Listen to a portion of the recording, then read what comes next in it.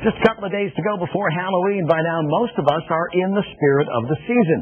And that includes Western Mass News reporter Chris Pisano, who's ready to take us on his annual ghost hunt. This year, he tagged along with Agawam Paranormal as they spent a night at the museum. Open since 1896, the George Walter Vincent Smith Art Museum is the oldest on the quadrangle, and arguably the spookiest. There's something about a museum, especially like this, that's awesome at night in the dark. It's got that atmosphere to it. It's got that little bit of a creep factor going in there. It's just awesome. We're here tonight because, well, the place may be haunted. Enter longtime security guard Tom Scorbett. Tom's been walking the halls for nearly 4 decades, and he's heard and seen a lot. I do have instances of things happening, bathroom is flushing, doorbells ringing, there's nobody there. The museum's namesake, George Walter Vincent Smith, who died in 1923, didn't just donate his vast collection to the city. He's a part of it, because he and his wife Val never left the building. It's somewhere in this room on the 2nd floor that the father and his wife are located. Mr. and Mrs. Smith, their urns are somewhere behind this wall. A plaque marks the general location where their remains remain. And it's in this empty gallery just after midnight we get one of our first hits. A motion sensor goes off. Then about 2 minutes later, it activates again. Elsewhere on the 2nd floor, a flashlight untouched blinks on. We also get pictures of orbs, these taken in quick succession.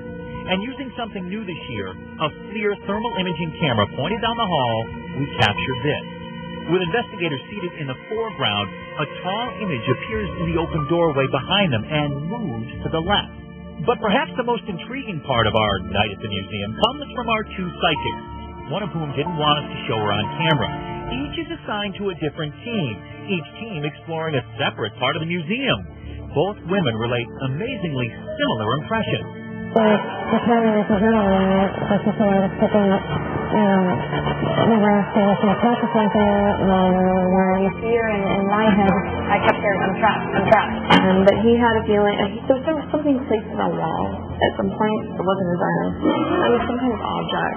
And I just kept shaking my head like, he can't leave. He can't leave no matter what we do. Because he was showing that he's attached to an idol. It's buried. That's the word he used, is buried. I don't know if that's a correct word to use. That might be a word of the time. That idol was located in like a secret vault of a way back basement of the museum that hardly anyone has access to. It's one of his objects. It's something that, a possession of his that was there in a while. Could the ghost of George Walter Vincent Smith still be watching over his vast collection? Is he forever searching for a long-lost item locked away underground in the vault of his museum? People come in here and they feel a sense of energy in here, but once they know something about the history, they realize that, this is a possibility. Strong possibility. For Western Mass News, I'm Chris Pisano. Happy Halloween. And if you're interested in seeing everything Agawam Paranormal found that night, there's a full reveal tomorrow afternoon from 3 to 4 at the Springfield Museum. It's recommended only for 12 and up, but sleep well tonight.